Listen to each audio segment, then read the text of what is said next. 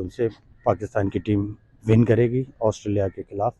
और ये है कि मैच अच्छा होगा, भरपूर होगा, दोनों टीमें बराबर है, इंशाल्लाह ताला पाकिस्तान विन करेगा। टॉप ऑर्डर चलना बहुत ज़रूरी है यहाँ से भी। और ऑस्ट्रेलियन ने बैटिंग सही की है पिछले तीनों मैचों में, ना पाकिस्तानी ने किया है।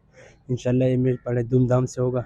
ये शाहीन इस मैच में डेविड वार्नर को पहले ओवर में आउट कर दे तो हमारा बहुत फ़ायदा होगा।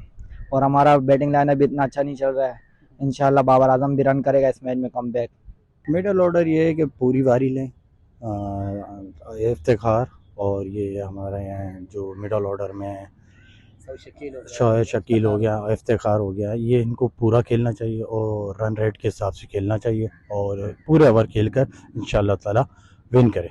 बैटिंग लाइन अच्छी चले और बॉलिंग लाइन हाँ अपनी फील्डिंग पे काम करें और ये कैचिंग ड्रिल्स में काम करें और बहुत अच्छी तरह और मिथियातर के साथ चलें तो हम जीत सकते हैं। पिछले मैच हम देखते हुए आ रहे हैं, काफ़ी शुरू के 2 बहुत अच्छे जीते हैं और बीच में इंडिया से बहुत बुरी हार पड़ी है, लेकिन इंशाल्लाह कमबैक होगा बहुत जल्द।